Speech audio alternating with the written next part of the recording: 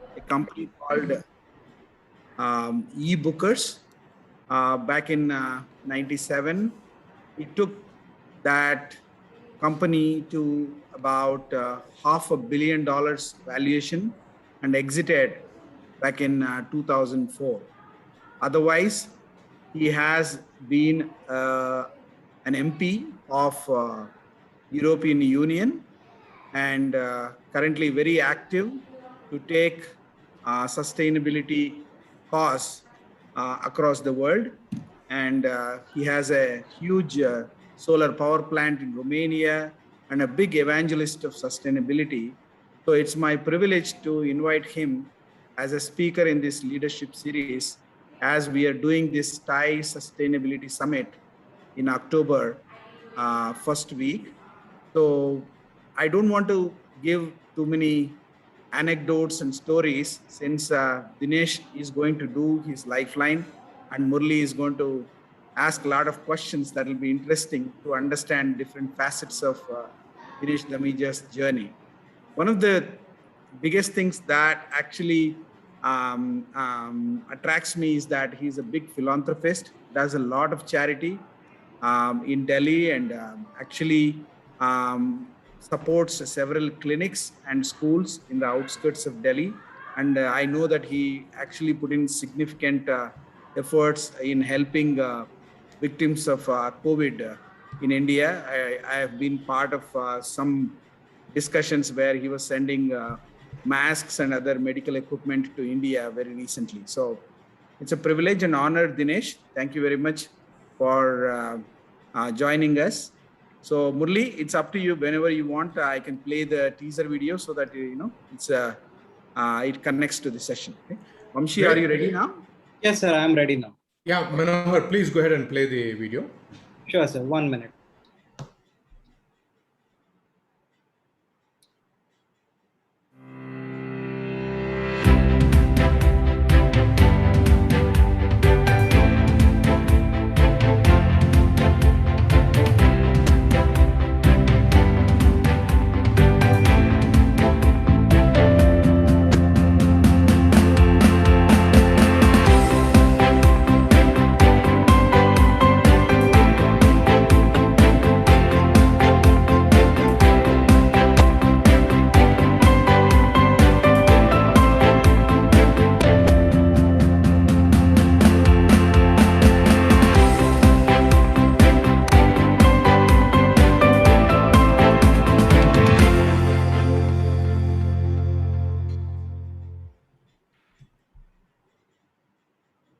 Thank you, Vamshi. Yeah, thank you, Manohar, for the warm introduction of the speaker. Dinesh, good evening, good afternoon from where you are. Thank you so much for accepting our invite for the second speaker in the leadership series from the Thai Hyderabad studios. We welcome you. This is a leadership series about getting to know a leader who has done remarkably well, exceptionally well, both in his personal business life and giving to the society. The three pillars of what TIE stands for. And I think we couldn't have a better leader to host for today's session than you. You've been an exceptional entrepreneur, exceptional philanthropist, which resonates with the giving back to the society of Thai. You've been a great mentor. The first time I met you is in one of the TaiCon sessions in Silicon Valley, and I got to know a little bit better at the Cape Town, South Africa retreat, where we were discussing about the future of Thai and how the leaders, the various presidents of various chapters should come together and work together. And the next year, lo and behold, you were on the Global BOT. Now you are the vice chairman of the Thai Global Board. And doing wonderful things in Bucharest, Romania, with your sustainability thing. So before we get started into the session, the way I would request you is if you can take about 10 minutes, walk the majority of the charter members and the members here this evening with us to give a glimpse of who is Dinesh Dhamija, what is Dinesh Dhamija's childhood has been, his upbringing. All right, you're a first-gen entrepreneur who got settled in UK. So it would be very interesting to know those facets, and then we'll get into the session. Thank you, Dinesh. Welcome. Thank you, Murali. Thank you very much, Manohar, for introducing me initially. It is, a bit humbling to be asked to do this series. But anyway, I'll answer your question. My father was a diplomat for the Indian Foreign Service. So I was born in Australia, and I've traveled around the world. Essentially, in the end, I went into the travel business, and actually I must have started when I was born, because that's what was easy, and I knew it. So, I won't go into the details. I did my ISC, Indian School Certificate, in St. Xavier's, Delhi. And then I went to do my A-levels in England in a place called King's Canterbury, and then went to Cambridge. And then everyone sort of said, well, I thought that there'll be hundreds of jobs and I just have to walk in and live happily ever after. Of course, it wasn't the case. And I went into the travel. I joined IBM in London, but that didn't work out. So I went into the travel business and built it up with my wife over 25 years, and then sold into early 2005 for about $471 million. I had a 10-year non-compete, so I couldn't be in travel, and I went into the charity world, both in the UK and in India. And so we gave quite a lot of money to charities, set up, we've educated 1,100 children in 3 schools in just outside Delhi. And we give 120,000 people free medicine through 15 clinics. So, plus, obviously, there are lots of other charities that we give money to or help. I'm no longer the vice chair. I was the vice chair last year, but I'm on the global board, and it's my 4th year of being on the global board. So this will be my last before, as the rules state, I have to move out.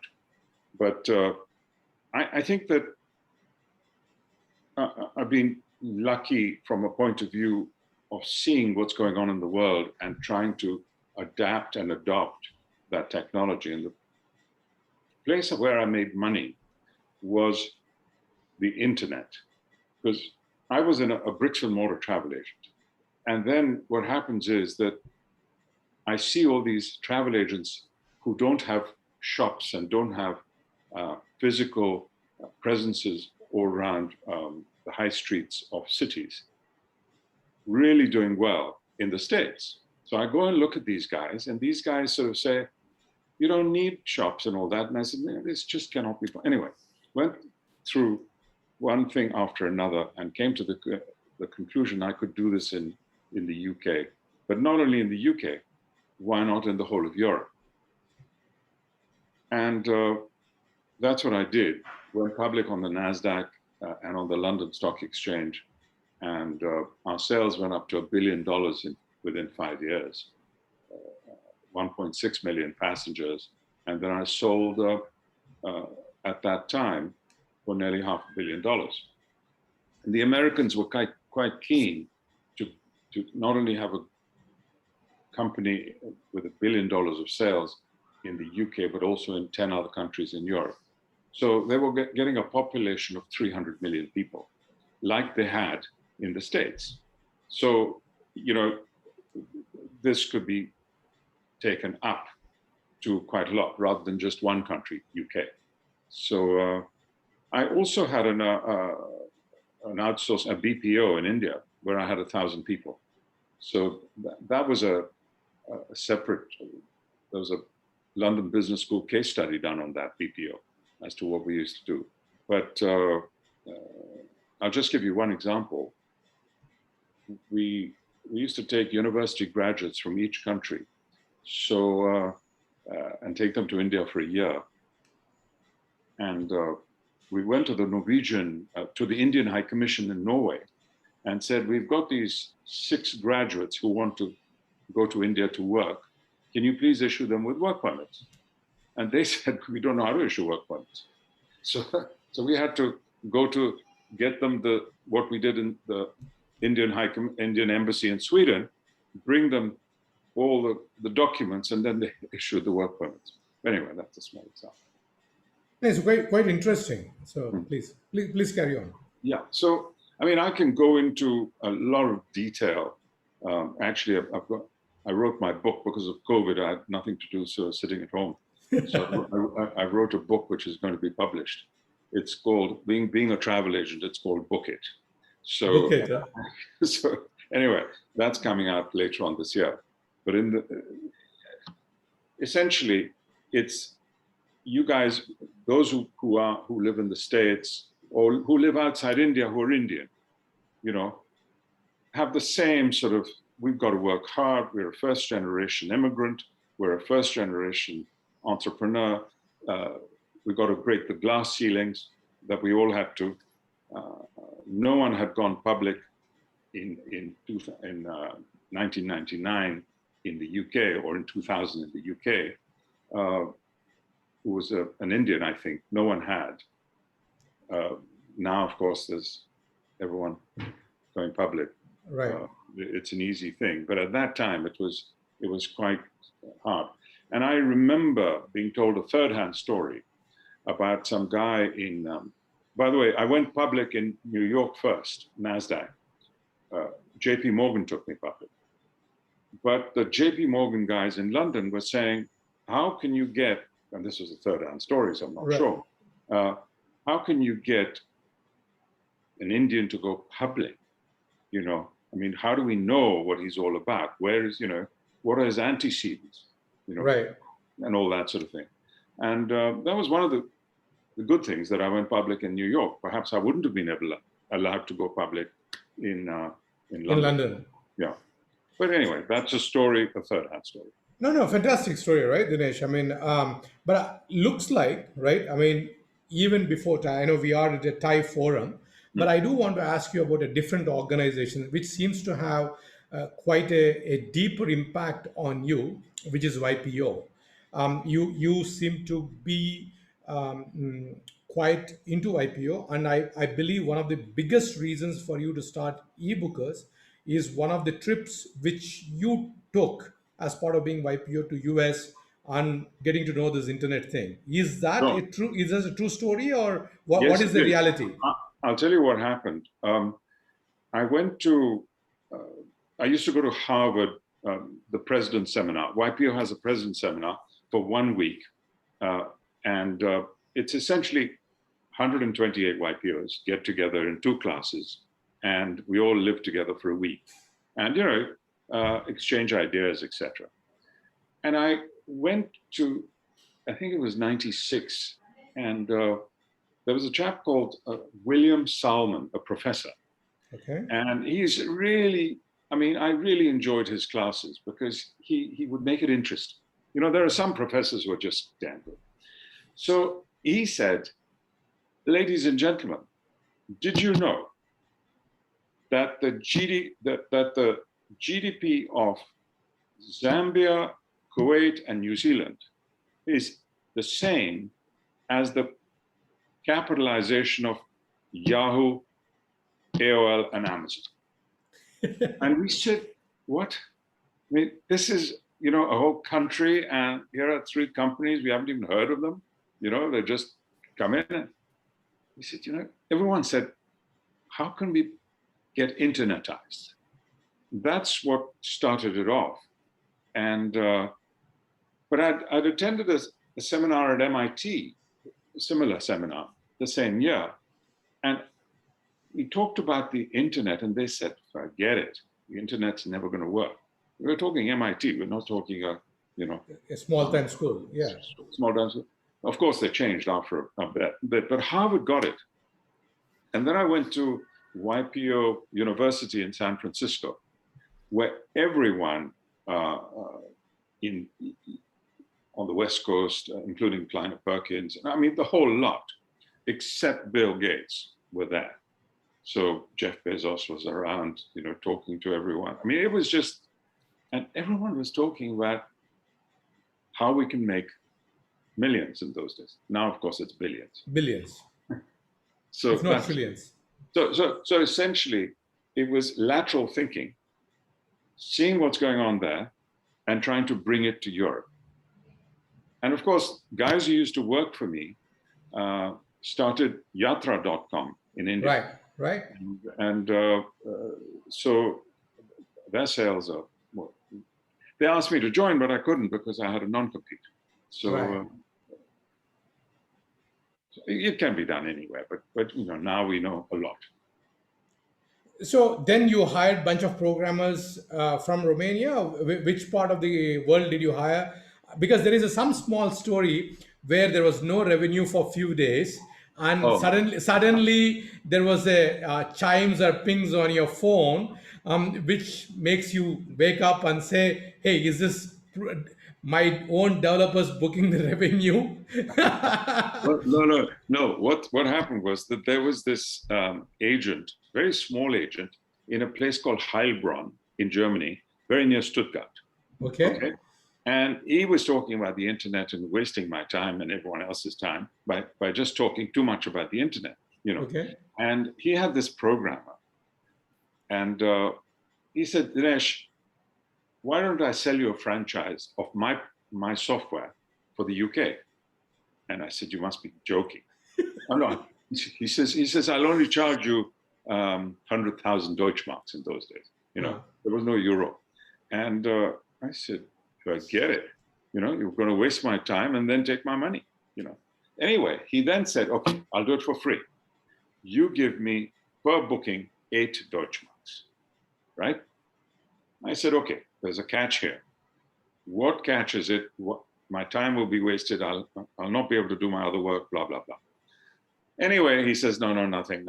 And he fixed this software on a few computers and said, on your mobile phone, you're going to get 2 SMSs a day, one at midnight and one at 8 in the morning. Okay. So every day these messages were coming, and it said 0 bookings, 0, 0. 8 o'clock, 0, midnight, 0. 8 o'clock. One day, because when you open your phone, 9 o'clock or something, in the morning, you check, okay, what is the message, Right. But one day, there were 2 bookings, you see? And I said, this guy, his name was Rudy. I said, he's made it two fictitious bookings. Right. And he's trying to show that the program works. Right. So I rang up the office and I said, these 2 bookings came. Did the credit cards work? Right. They said, yeah, everything went through. And we made £20 a booking. So I had to give him 8 Deutschmarks. Right. Thinking of this. So I said, okay, that's great. And looking at this, I was sleeping, and the bookings came while I was sleeping. Right. Between midnight and 8 in the morning. Right. Of course, then it went back to 0, 0, 0, 0. One day there were 3, then there were 2, then there were 8, and then it just flew. So there is a story, right, where this particular episode played a much deeper impact on you.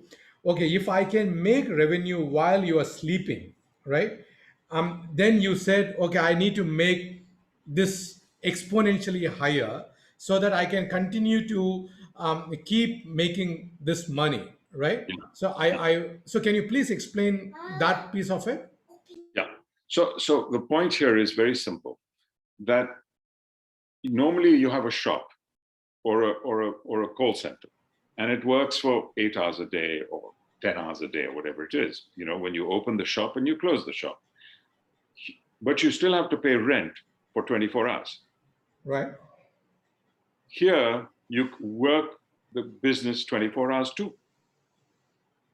Right. Because you can work it. Now, how do you work the business over when people are awake? Which means it has to go over different geographies. So the idea is everyone books during the day, or the night workers or the day workers at night, whatever it is. So you wanted this whole thing sweating for you, not just, and then we thought we can't have only online, it's got to be a mixture of on and offline. Because at that time, this was Internet 1.0. Correct.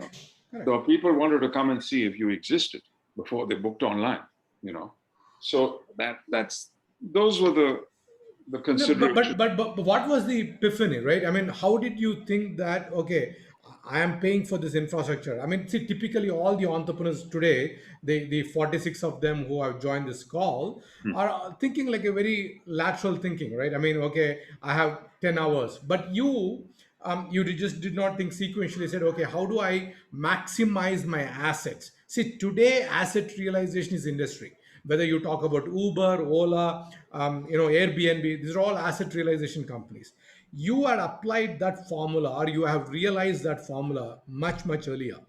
And I think it is Warren Buffett who had said that, if you have enough wealth where the wealth works for you even while you're sleeping, that's when you're truly made money, right? Well, So I took this. Yeah, sorry to interrupt you. I took this much further, of course, in the travel business. What I did was, we were on the high street, let's say in London, Tottenham Court Road. How do we get it to the whole of London, which is 10 million people? And how do we get it to 60 million people, which is the whole of the UK, right? So advertise all over the country so that people can just come onto your website from Glasgow or from Birmingham and book online. So we needed to get the ticketing done through satellite printers. We needed to get postage. In those days, there were all these there were no e-tickets. Right. So then we said, okay, how do we increase the market to 300 million?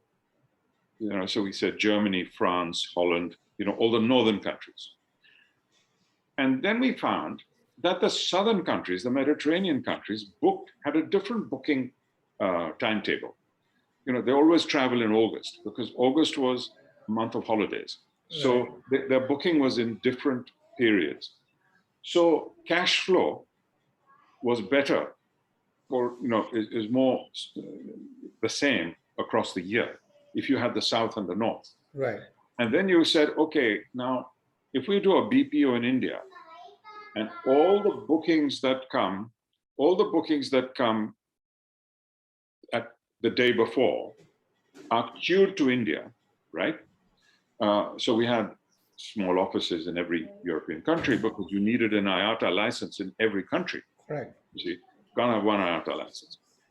And the Indian ticketers would satellite print the tickets for each office, whether it was Zurich or Geneva or Helsinki or whatever it was, or London.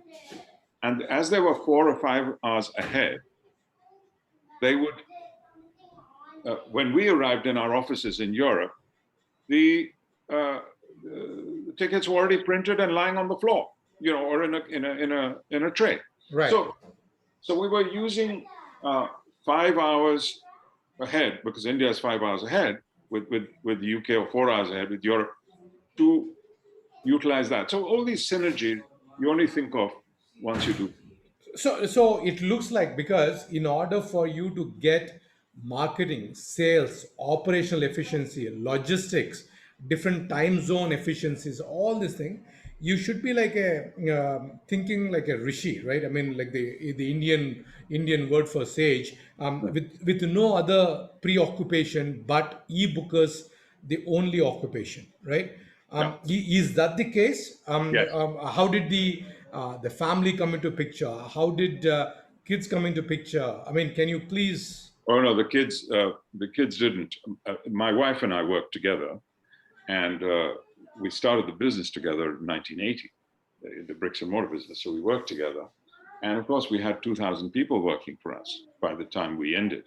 I mean, the thing was that, for example, call centers, the Indian accent was detected, and thus people didn't, from different countries said, we don't understand them, or we don't do this, or we don't. So that's how we got the 6 people from each country who were university graduates to go to India. So we had 60 people who were Europeans sitting in our offices and talking to them in their language, etc. So we were always thinking as we went along to make sure that the customer service is key and that we can elongate the day in which to serve. Because the more tickets we sold, the more money we made. Correct. But I mean, to see, these are all very fine nuances in the business, right? To even think about 6 graduates from each university to send. I'm just trying to get to that level.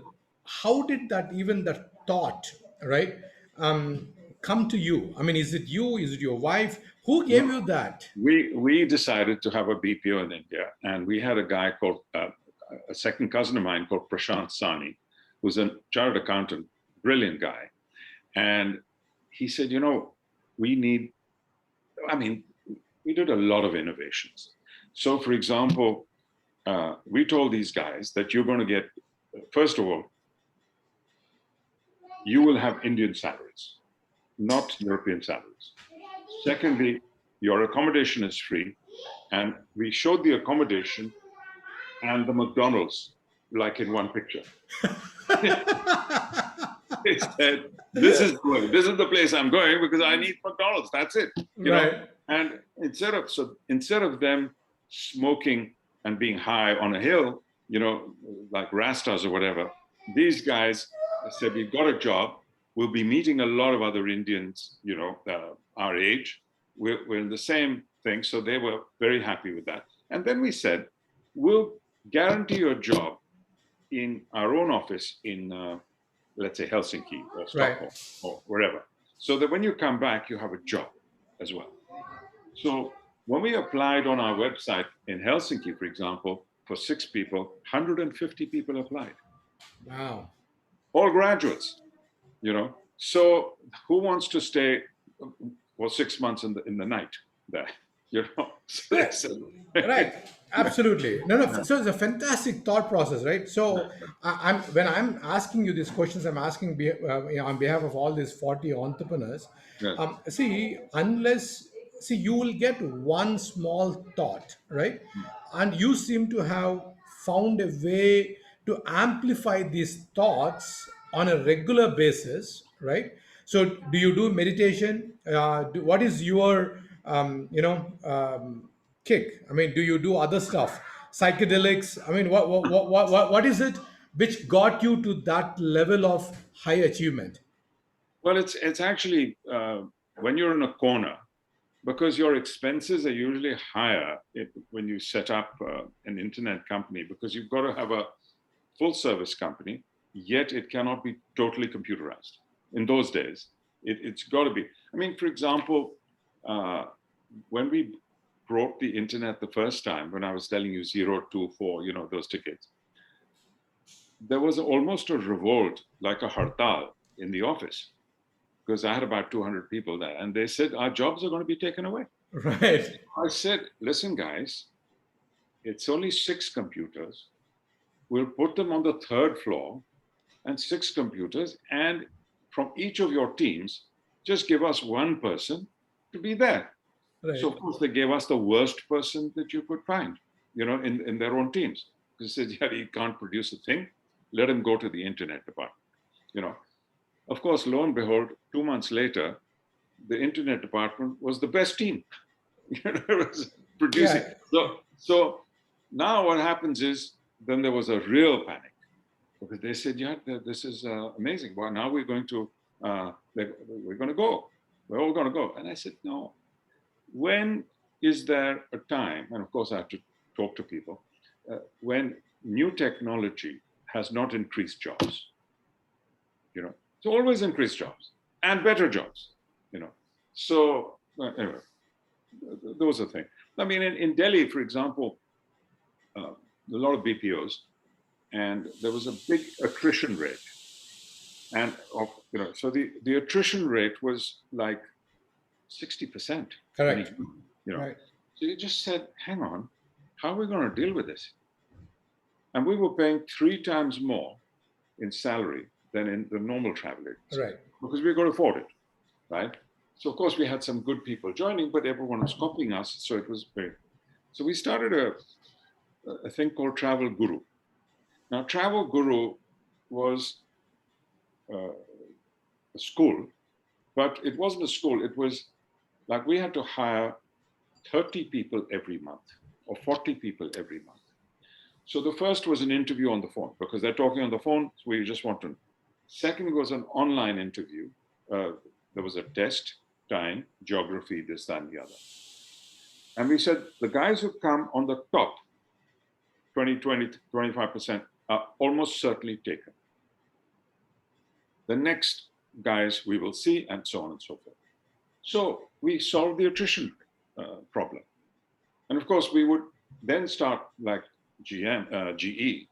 You know, you have the A's, the B's, and the C's, and you'd fire the C's and keep and try and motivate the B's to go into A's. Yes. So anyway, you have to do that when you have a problem.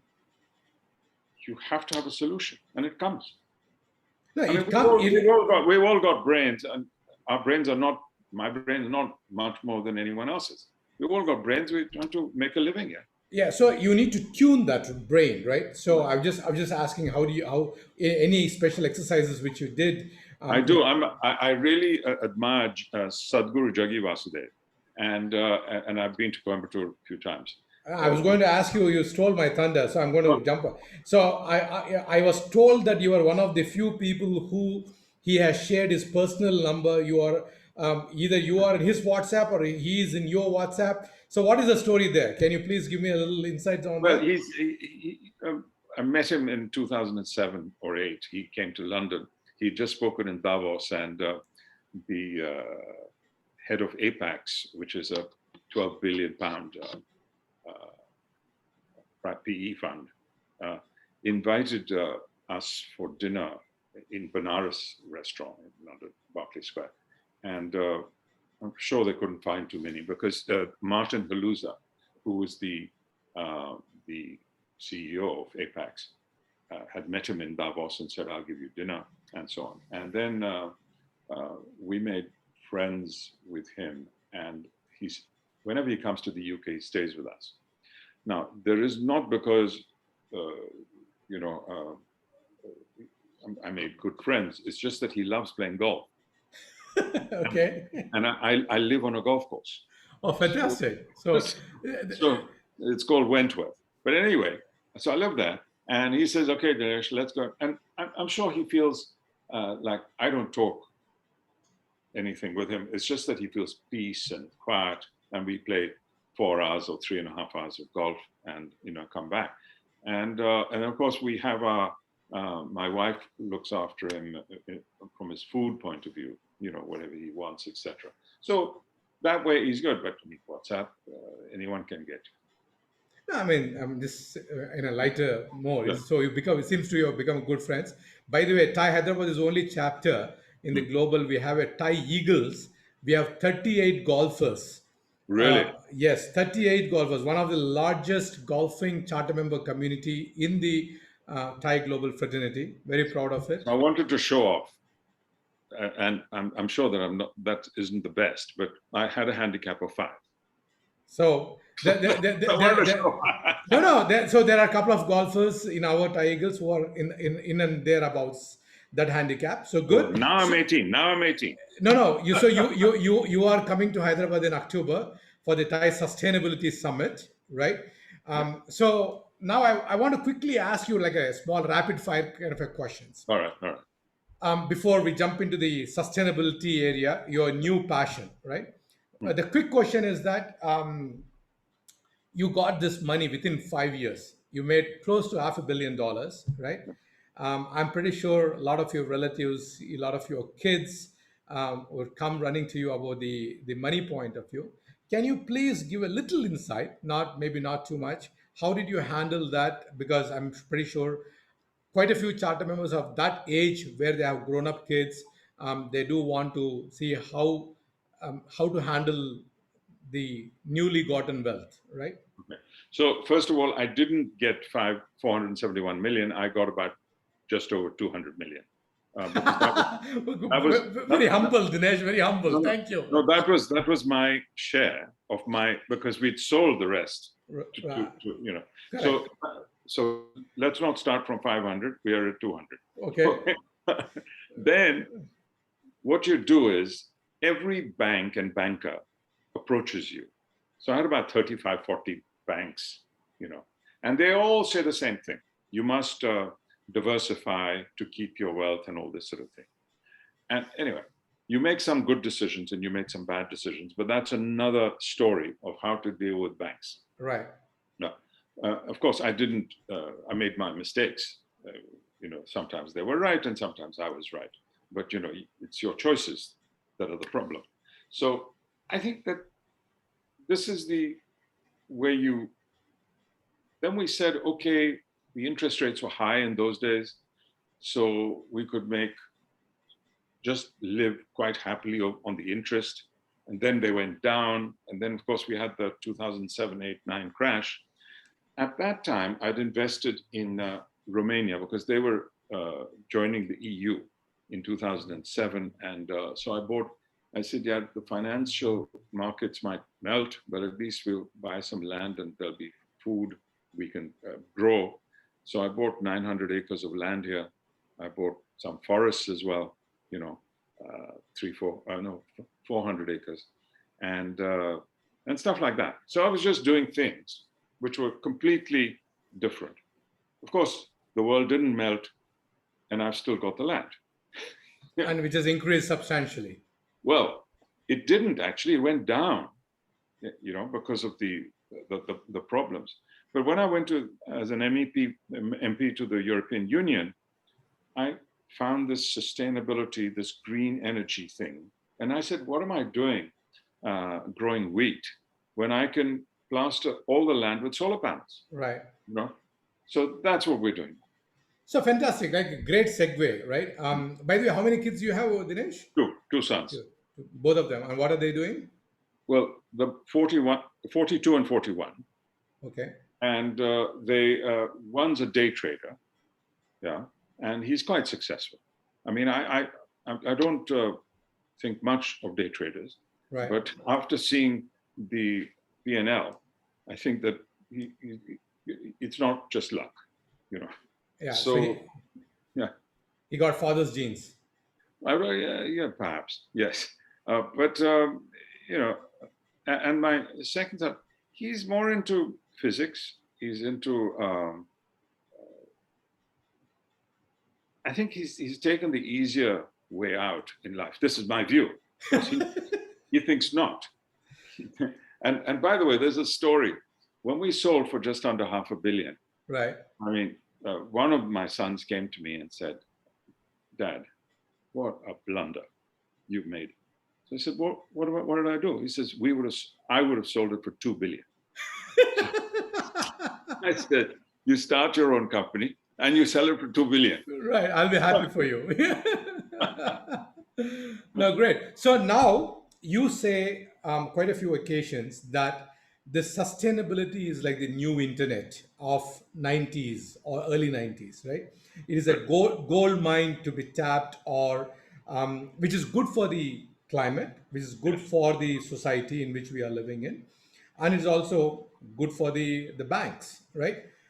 So how can you please give us a 101 on sustainability? Yes. Why are you so bullish? You're more bullish than Bitcoin, I guess. I'm more bullish on sustainability than Bitcoin. That's right. Yeah. Because there are reasons for being bullish that I can understand. Of course, Bitcoin, some people will say, they know more, and that's fine. First of all, there's going to be less war in the world if we go into sustainable energy. Why? Because if you notice, fossil fuels are not equally distributed around the world, but the solar and wind is. So you won't have the fifth fleet going up and down the Gulf and Israel and all this because of those oil fields in the Middle East, to start with. So I think that there'll be less war. Secondly, I think India is going to benefit greatly because India has so much sun, and it should benefit because I think India is 70% importing oil. Correct. Yeah, near about. So this will go to zero one day, which is huge. for the balance of payments and everything else. So those are, when you look at the GDP of a country, whoever uses more energy has a higher GDP per capita, because energy is into everything.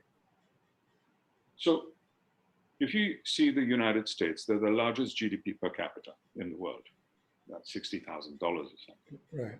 Look at the energy they use per capita. The US says no, China uses more energy, but they've got 4 times the population of the US, 5 Correct. times. So Correct. it's per capita that you got to look at. So I think that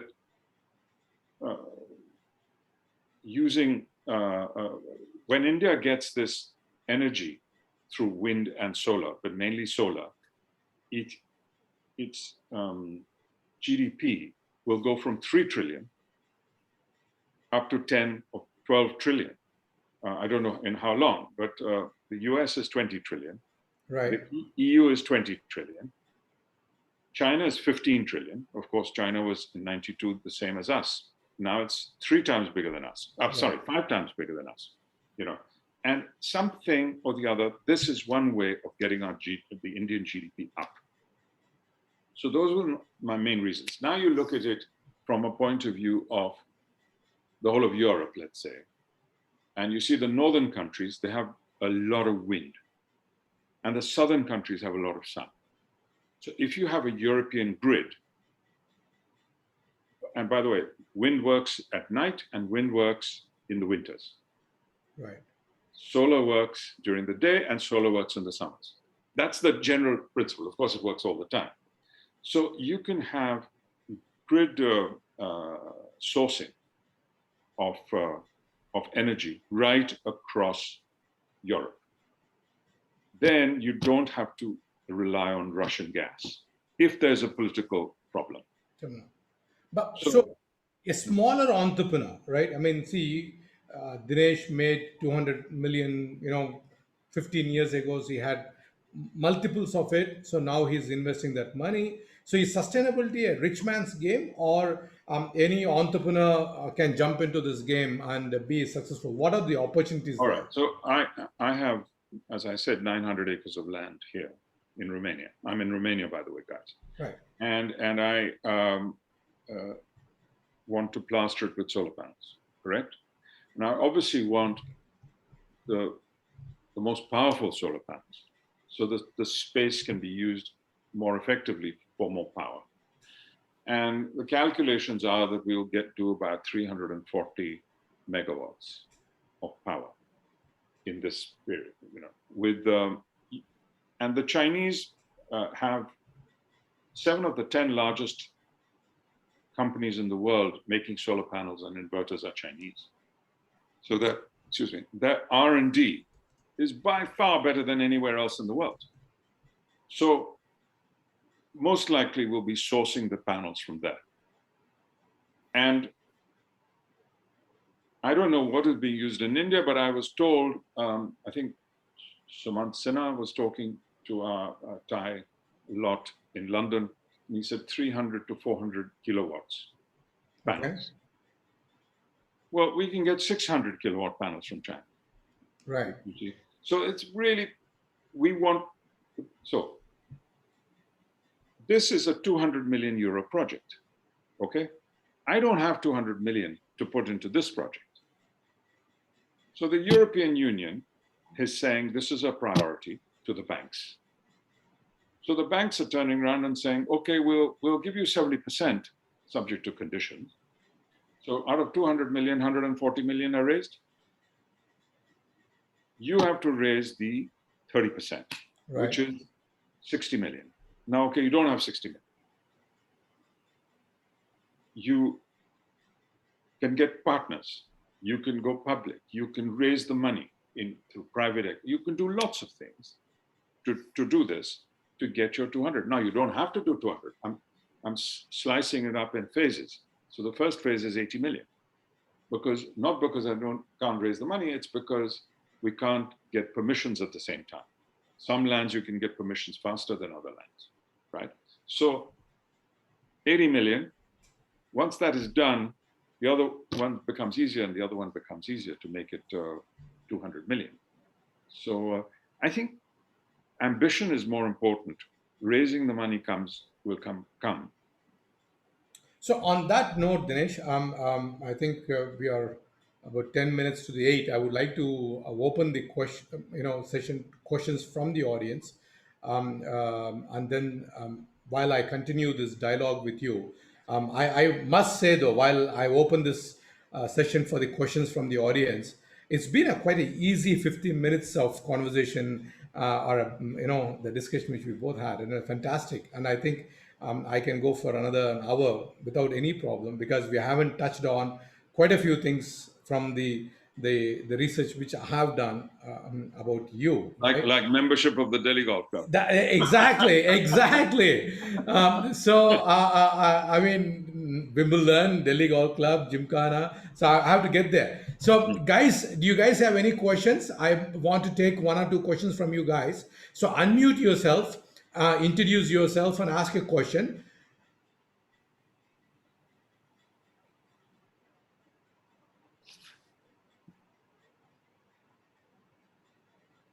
Anyone?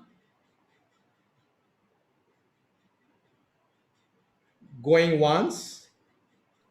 But Murali, you can ask me another question, and they can always Yes.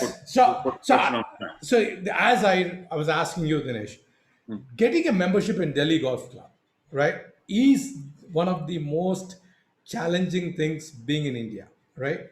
How did you manage that staying in London? Well, first of all, my father was a member. Okay. And my father-in-law was a member. So, and in fact, he was the president of the club at one stage.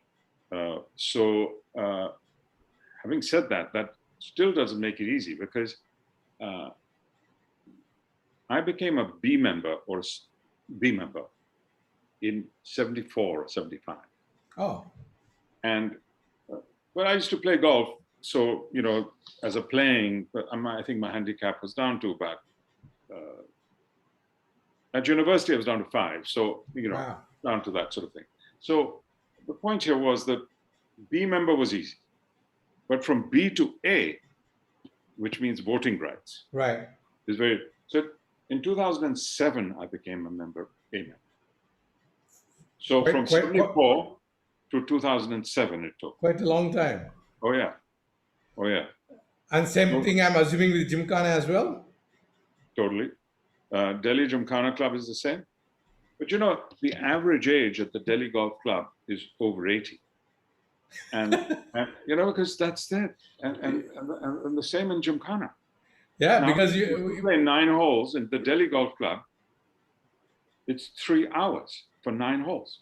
Right. Now, they will not allow you to go through. Right, they'll not give you any passes. No. Yeah, so that's the way it is. Sorry. So, Dinesh, you had mentioned somewhere I was reading about, right? Again, I'm going back to your entrepreneurial journey. But before I go to the entrepreneurial journey, I would just want to touch upon your philanthropic side of it, right?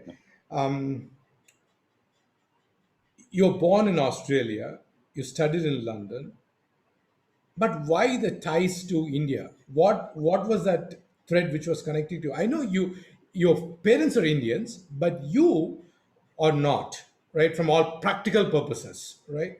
But you seem to be a lot more, Indophile than many of us in the current days. So what is it? Why 1,100 students education, right?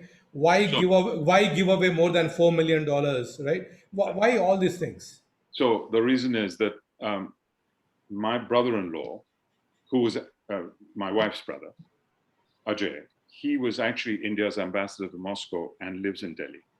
So he was also in the Foreign Service. And his son, my nephew, runs the charities. So we had some people to run the charities. There's no point just giving money to someone, and not knowing how much is going to be wasted or not wasted.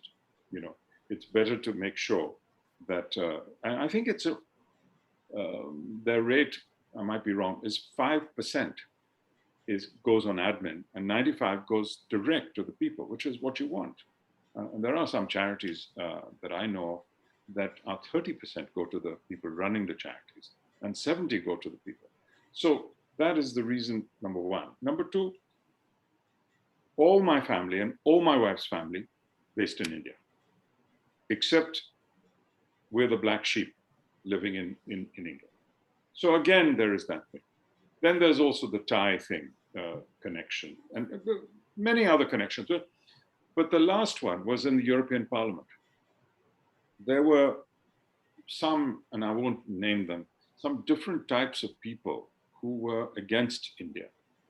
And I'm not saying I was for India or against India, but when I saw these guys being against India, through no fault, in my view, of India, I decided to support it.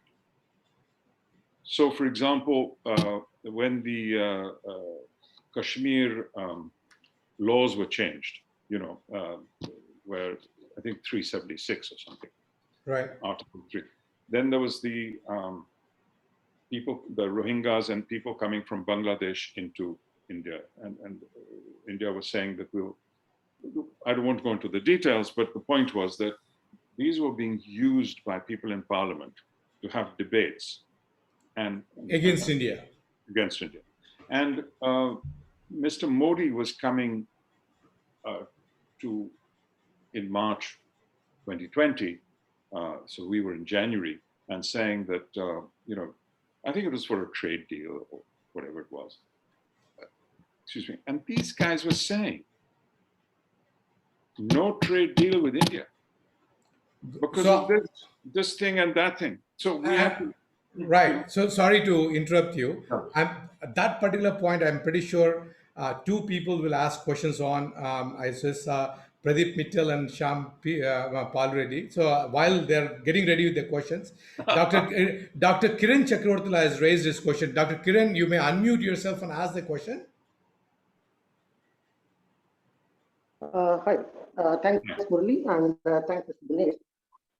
This is Dr. Kiran Chakravartila from Vienna Institute of Engineering and Technology, Hyderabad. I also represent the VJ Hub, the in-house incubator. But my question has got nothing to do with this. I was more interested in the idea of sustainability leadership.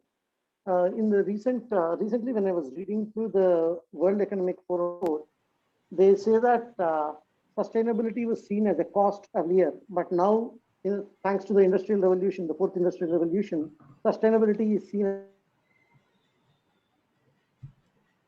I can't hear you. Yeah, Kiran, we lost you. Kiran? Okay, Kiran, while you rejoin, so do you have an answer, Dinesh, there? Did you get that? Could Kiran just put it in the chat and I can read the question and answer it? Yeah, Vamshi, can you please request Kiran to put it? We have Venkat Srinivas Reddy asking question. Venkat, please go ahead. Okay. I'm actually, Murali, I'm back. Kiran, can you type your question? No, there is still static. So please type your question while I'll ask Venkat the question. Yeah, Venkat, please go ahead. Yeah. Good evening, sir. Proud of you. Sure, that's good. I just want to know, in this pandemic, the Mr. Venkat, can we have your question? Yeah, he's asking, his voice is feeble. Go ahead, Venkat. pandemic, the Chinese economy has become very strong because they have industrialized and done very well in exports competitively. Do you see a scenario where the Europe and the West may lose the advantage in technology, etc.? And how does India stand in that situation? Okay. I certainly see that the Chinese will beat the West in technology. In fact, there's a guy called Peter Diamandis in Silicon Valley who talks about this all the time. And he says, this is what's happening in China, and this is what's happening in Silicon Valley, and we're losing the race, especially in AI, robotics, etc. That's number one. The other thing is, as you know, China will become the largest economy in the world, but it might also become the largest per capita in GDP in the world. It is growing phenomenally. So how does it affect India? If you've got someone at the moment, Chinese GDP is 15 trillion, India's GDP is 3 trillion. We were the same in 1992. Well, there's something wrong with us or our leaders or whoever is doing this. There's something wrong. What are the Chinese doing that we're not doing? And why are they doing it? And why aren't we doing it? And this is so important. You don't have to say that I am a free thinker, so I will not do what another person does. But if you're losing the battle, because the whole point is to improve the lot of every individual in a country, you know, not stash away wealth if there is any stashing away. I'm just saying, the whole point is to do well. What's the point of Indians leaving, going to Silicon Valley or to the States and doing well? What's the point of that? You know, there should be conditions conducive to India. So that's how it's going to affect it. It could have, see, if the Chinese were not sort of land grabbers in Arunachal, Ladakh, and these places, we can learn from them and have a great relationship, because that's nearly 40% of the world. Dinesh, there is a question from Suresh. How to fund the R&D required to make this sustainable business? What role does the government have to play in this with respect to taxes, incentives, etc.? Do you have an answer for that? Sure. First of all, let's benchmark where we are in the world and not start from where you think we are. And you benchmark, and as I said, the 7 top world companies are Chinese in solar panels and inverters. See what they're doing, then see what their research is doing. What have they got in the kitty, in the locker for the next 2 years, and then say, okay, let's beat that. Now, that takes time, that takes energy, that takes money, but you've got to be able to spend it. Now, I know that Adanis are, and so the Ambanis and others going to do this. Sumant Sinha is doing it through his network. So I think that it'll be done.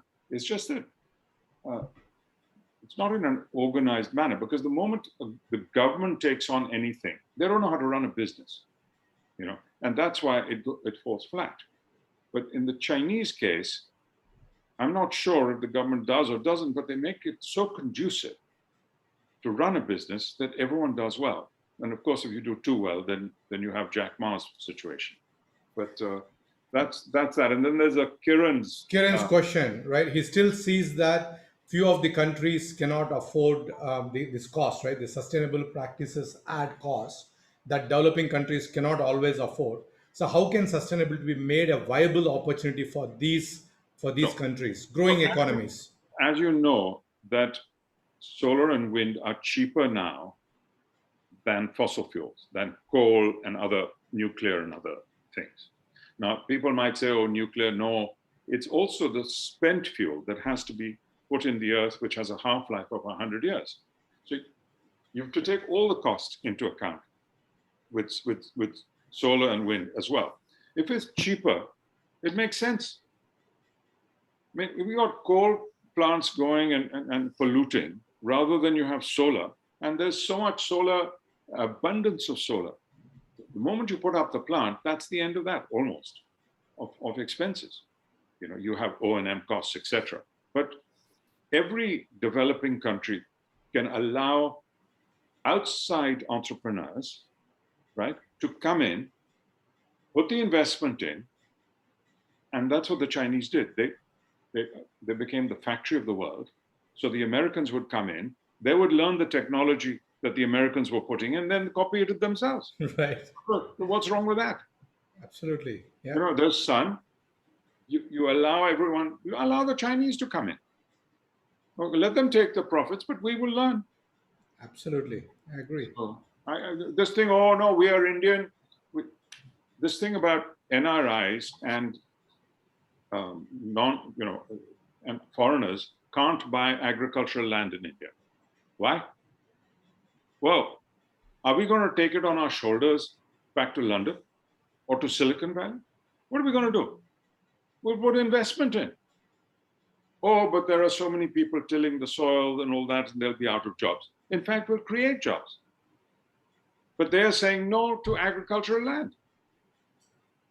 So you'll never have large campuses, large areas, because there's these laws that you can't have more than 55 acres or so on and so forth.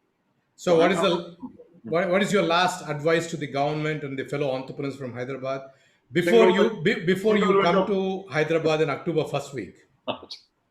Single window clearances. Isn't that an overused word? Every government claims a single window. No, it's not. There are 15, like in Romania, there are 15 permissions to get. And depends on the land, we need 11 permissions. It's over a year and we're still getting the 11 permissions. I mean, we got some and we're not got. No, if everything was done, here it is. These are the fees, this is this, everything by check, and here it is.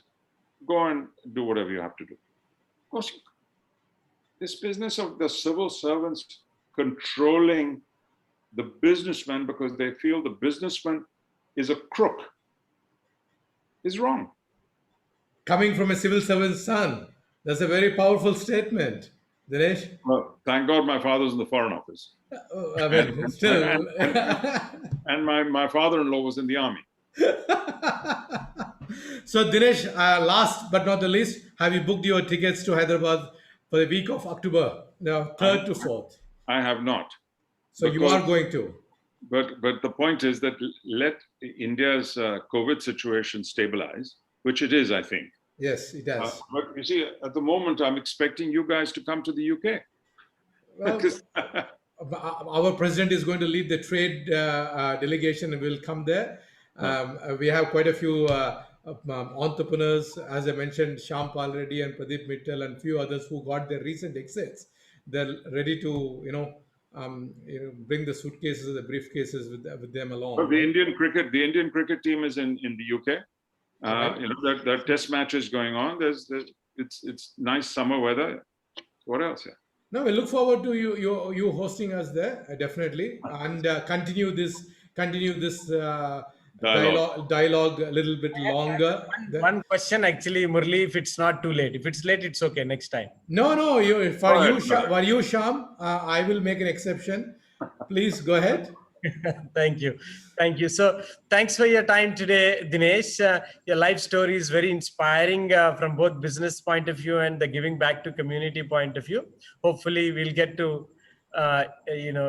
do some bit of it at least. I have one question regarding the point you were mentioning about some people in the European Parliament looking for opportunities to blame and, in that kind of this thing. So I always wonder, where do these people come from? I mean, what's their background? Is it the ideology or misunderstanding, or how do they come up? And more importantly, what can India do to, improve the situation? I see some Democrats in US as well and some folks in European Parliament in general. Please, am I clear? No, absolutely. See, the thing is, for example, I found one person who was given an honorary PhD degree from a Pakistani university, for example. So why can't Banaras Hindu University give honorary degrees? I mean, this is all soft power that is being used. I'm sure there might be more, and I'm sure we also do it. But this is straight.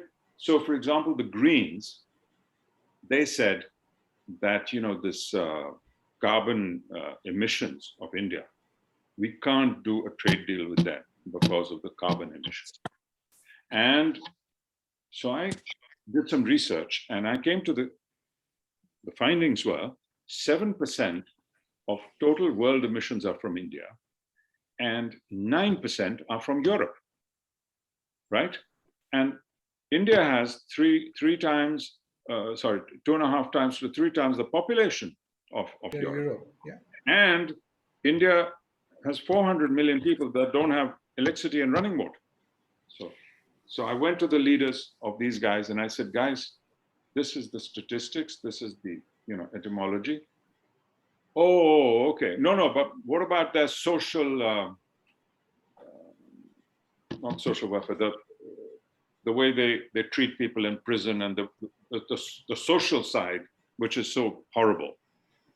So you have to break these barriers down, find out, talk to them, break them down, so that then you are accepted in the civilized world, or in their world, sorry, not civilized. So the point is, if you don't, you can't do much. Of course, it's in Pakistan's interest or someone else's interest to do Kashmir or to do this or that, the other. That's life. But surely we have the brains to go out, and we won the vote in the end, because even though the group I was in, the liberal group, supported Modi not coming, I went to the conservative group and the right-wing groups. And what did I find? That for every 60,000 euros you export, you create one job, okay? And if we had done a trade deal with India, and I won't go into the calculations now, we would have increased exports from Europe by 60 billion, which means 1 million jobs, yeah? And they got 18 million unemployed, all right? So I said, hang guys, here's 1 million jobs on this hand and 0 on this hand. Which hand do you want? Okay. So the right-wing guys all said, absolutely, we're voting for this thing to happen immediately. No. So there's ideology on the one hand, and then there's practical financial sense on the other. Great, Dinesh. Thank you so much for your wonderful insights into politics. More importantly, sustainability, especially as a run-up to our sustainability summit in the month of October. Then your lifeline, right?